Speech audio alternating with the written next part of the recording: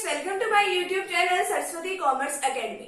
तो फ्रेंड्स, आज का जो हमारा टॉपिक है वो है company accounts issue of share का एक नेक्स्ट टॉपिक, जिसका नेम है कैपिटल रिजर्व। अब हम बात करें कि कैपिटल रिजर्व क्या होता है और कैसे ये प्रिपेयर किया जाता है, क्या क्या ऐसी इसके अंदर फॉलोइंग आइटम्स जो है हमें दी हुई है कि किन किन की वजह से हमें जो है कैपिटल जो रिजर्व जो है प्रिपेयर किया जाता है। आप सबसे पहले अगर आप मेरे चैनल पे न्यू हो तो चैनल को सब्सक्राइब कर दीजिए, वीडियो को लाइक कर दीजिए, बेल आइकन को प्रेस जरूर कर दीजिएगा ताकि आपको आगे आने वाली वीडियोस का नोटिफिकेशन मिलता रहे। तो फ्रेंड्स, अब हम बात करें कि कैपिटल रिजर्व क्या होता है। जो कैपिटल रिजर्व है ना, वो कैपिटल प्रॉफिट्स में से बनाए जाते हैं। अब आपको कुछ कैपिटल प्रॉफिट्स दे रखे होंगे और तो आपको पता चल जाएगा कि कैपिटल प्रॉफिट्स कौन से होते हैं। अब जो कैपिटल प्रॉफिट्स हैं वो ऐसे नहीं है कि जो डेली रूटीन में हमें होते हैं, वो कभी कभार होते हैं। वो जो हमारे प्रॉफिट्स होते हैं कैपिटल प्रॉफिट्स, वो कभी कभी होते हैं। ठीक है, इसके अंदर कुछ फॉलोइंग जो है ये सब चीजें दी हुई है कि जिनकी वजह से हमें कैपिटल प्रॉफिट्स होता है। अब हमें कैपिटल प्रॉफिट भी हो गया। अब ये नहीं है कि हम उसका यूज जो है डिविडेंड को देने में करेंगे कि हमें शेयर होल्डर्स को डिविडेंड देना है और हम उसे डिस्ट्रीब्यूट करने में वो सारा का सारा खर्च कर देंगे। नहीं, वो जो है कुछ जरूरी चीजों के लिए वो जो रिजर्व है प्रिपेयर किया जाता है। और बैलेंस शीट में जैसे हमने बात की थी कि पिछले अपनी वीडियो में कि जो बैलेंस शीट की प्रेजेंटेशन किस तरीके से करते हैं, उसके अंदर शेयर होल्डर फंड्स में इक्विटी एंड लायबिलिटीज में एक रिजर्व एंड सरप्लस का कॉलम होता है, वहां पर हम उसे लिखते हैं। तो अब देखते हैं कि इसके अंदर क्या क्या दिया हुआ है। Capital reserve are those reserve, capital reserve वो रिजर्व्स होते हैं which are created out of capital profits, जो कि कैपिटल प्रॉफिट्स में से क्रिएट किए जाते हैं। Capital profits are those profits.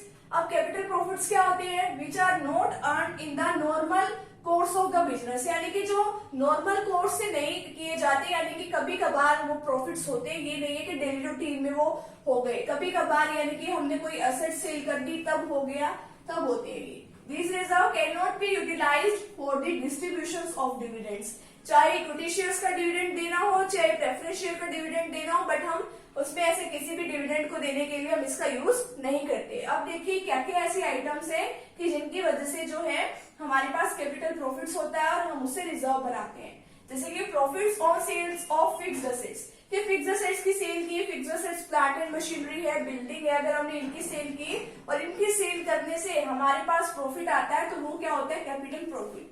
Next है profit on revaluation of fixed assets, कि हम अपने फिक्स्ड एसेट्स को रिवैल्यूएट करते हैं कि उनको बुक वैल्यू से मार्केट वैल्यू पे लेके आते हैं और देखते हैं कि क्या हमारी एसेट्स की वैल्यू बढ़ गई। अगर बढ़ जाती है तो उसके क्या होता है? प्रॉफिट। तो वो वाला प्रॉफिट भी इसके अंदर इंक्लूड होता है। Next premium on issue of shares and debentures. अब कई बार जो कंपनी जो है या फिर शेयर्स इशू करती है या फिर डिबेंचर्स इशू करते हैं, तो उनके ऊपर अगर वो प्रीमियम पे इशू करते हैं, यानी कि जितना उनका फेस वैल्यू होता है उससे ज्यादा प्राइजेस पे वो उसको इशू करते हैं, तो वो क्या होता है? प्रीमियम। तो अगर वो प्रीमियम पे इशू करते हैं तो वो भी प्रॉफिट होता है। नेक्स्ट है profit on redemption of debentures. Redemption क्या है कि डिबेंचर जैसे जैसे मेंबर्स होते हैं उन्होंने लिए होते हैं या किसी भी पब्लिक ने लिए होते हैं और काफी टाइम्स के बाद हमें उसकी पेमेंट भी करनी होती है, तो उसकी पेमेंट करते हुए अगर कोई प्रॉफिट होता है तो वो। नेक्स्ट है profit earn by a company prior to its incorporation, यानी कि जब कंपनी बनी ही नहीं थी, कंपनी के बनने से पहले जो भी प्रॉफिट्स है वो भी कैपिटल प्रॉफिट्स होते हैं। एंड नेक्स्ट है profit on forfeiture and reissue of shares, यानी कि अगर बाय द चांस किसी शेयर होल्डर्स ने किसी भी शेयर के ऊपर कोई पैसा नहीं दे रखा, बार बार कंपनी उससे पैसे मंगवा रही है फिर भी वो पैसे नहीं दे रहा है, तो कंपनी क्या करती है? उसके शेयर्स को फॉरफीच कर देती है और उसके शेयर्स को रीइश्यू कर देती है, यानी कि किसी और को रीइश्यू कर देती है वो शेयर्स, तो वहां से जो प्रॉफिट आता है। तो इस तरीके से यहाँ से प्रॉफिट आया और उससे हम क्या बना देते हैं? रिजर्व बना देते हैं। अब नेक्स्ट देखो इसके अंदर क्या दे रखा है। Capital reserves are shown on the liabilities sides of the balance sheet under the head of reserves and surplus. जैसे कि ये बैलेंस शीट जो है आपकी बना रखी है, तो इक्विटी एंड लायबिलिटीज का एक कॉलम बनेगा। इक्विटी एंड लायबिलिटीज के अंदर एक होता है शेयर होल्डर्स फंड्स,